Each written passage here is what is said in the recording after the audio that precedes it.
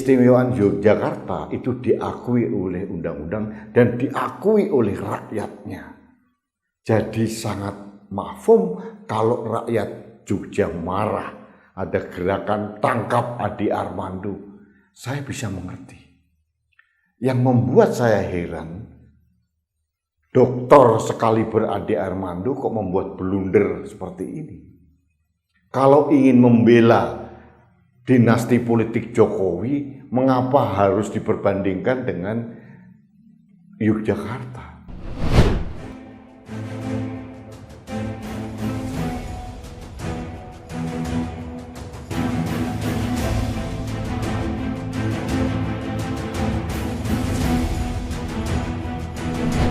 Halo sahabat Indonesia, kita bertemu kembali dalam Opini Rudy.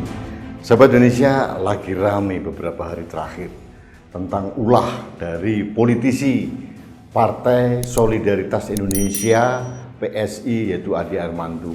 Kalau nggak salah, beliau juga caleg, mantan dosen dari UI, kemudian keluar, kemudian menjadi politisi PSI. Menurut saya apa yang disampaikan oleh Adi Armando ini blunder besar terkait dengan keistimewaan daerah istimewa Yogyakarta. Kalau mau memperbandingkan dinasti politik yang sedang dibangun oleh keluarga Jokowi dengan keistimewaan daerah Yogyakarta, ini sesuatu yang blunder. Berbeda 180 derajat. Keistimewaan daerah Yogyakarta ini diatur dalam Undang-Undang Dasar, khususnya di pasal 18B. Pemerintahan yang sudah ada sebelumnya diakui oleh negara, termasuk Jogja. Ini juga kemudian diatur dalam undang-undang turunannya. Jogja ini adalah kesultanan, berdiri abad ke-18, kalau tidak salah tahun 1755. Sudah ada jauh-jauh waktu sebelum Indonesia merdeka. Kemudian diakomodasi dalam Undang-Undang Dasar kita, dan di dalam konstitusi pasal 18B itu benar-benar secara eksplisit disebutkan bahwa daerah yang sudah mempunyai pemerintahan tersendiri sebelum Indonesia merdeka akan diakui sebagai daerah istimewa. Sahabat Indonesia, daerah istimewa di Indonesia ini ada beberapa.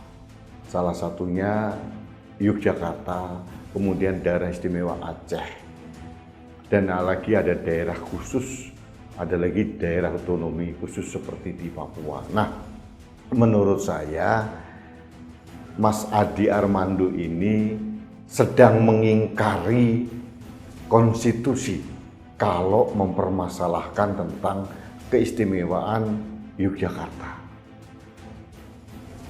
Keistimewaan Yogyakarta itu diakui oleh undang-undang dan diakui oleh rakyatnya.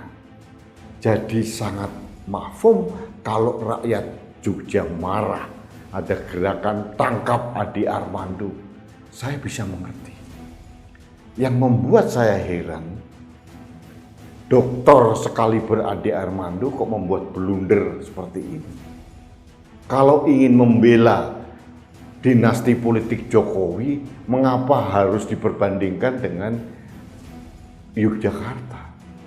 Bahkan Sultan Hamengkubuwono ke-10 pun bersuara dengan tenang. Kalau mau merubah keistimewaan Yogyakarta, ubah dulu konstitusinya, ubah dulu undang-undangnya. Ini kan sebetulnya mengenaskan. Dan secara tidak langsung apa yang dikatakan oleh Adi Armando, meskipun katanya sudah diberikan teguran keras, akan menyungsepkan Partai Solidaritas Indonesia PSI.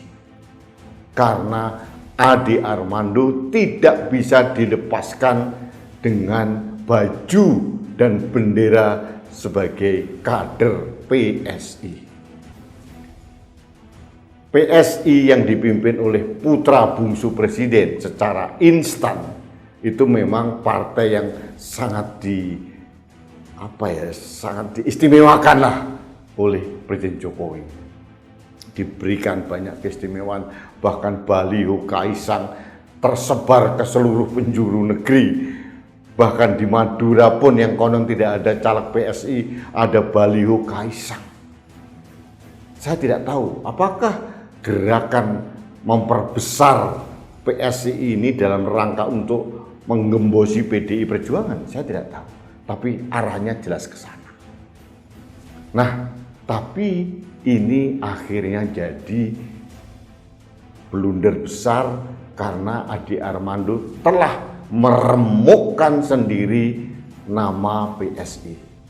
Sekarang di daerah istimewa Yogyakarta maupun di daerah Jawa terutama, sentimen negatif terhadap PSI sangat besar gara-gara narasi yang konyol menurut saya. Narasi yang terlalu emosional, tidak berpikir panjang, hanya gara-gara membela dinasti Jokowi, akhirnya melakukan blunder-blunder yang sangat merugikan diri sendiri, terutama PSI. Nah, inilah suara dari semesta, bahwa sesuatu itu harus berproses setapak demi setapak. PSI ini tidak. Ketua umumnya instan dikarbit dengan keras. Hanya dengan waktu 2 hari sudah menjadi ketua umum. Kemudian tiba-tiba balihonya dengan sekian biaya yang luar biasa besar tersebar di seluruh penjuru tanah air. Ambisi yang terlalu berlebihan akhirnya kena batunya. Bukan oleh orang lain, tapi oleh kader sendiri yang bernama Ade Armando. Saya mengenal Ade Armando secara pribadi. Hubungan kami baik, tidak ada masalah. Cuma secara pribadi juga saya menyayangkan mengapa akademisi selevel Ade Armando harus membuat blunder yang menurut saya sangat tidak perlu. Dan akhirnya yang terjadi sekarang, PSI kena batunya. PSI harus menanggung akibatnya, dan jangan salahkan rakyat Indonesia kalau suara PSI akhirnya tidak seperti yang diharapkan, karena ternyata di dalam tubuh PSI ada kader-kader yang sering membuat pernyataan-pernyataan yang menyakitkan rakyat. Ini yang terjadi. Baiklah sahabat Indonesia, terima kasih Anda telah mengikuti Opini Rudy. Mudah-mudahan PSI bisa berbenah diri, tapi menurut saya sudah terlambat karena rakyat sudah terlanjur memberikan stigma kekecewaan yang berat kepada PSI. Kita ketemu lagi dalam Opini Rudy selanjutnya. Salam satu Indonesia, salam Pancasila, salam Indonesia damai. Saya Rudy SK.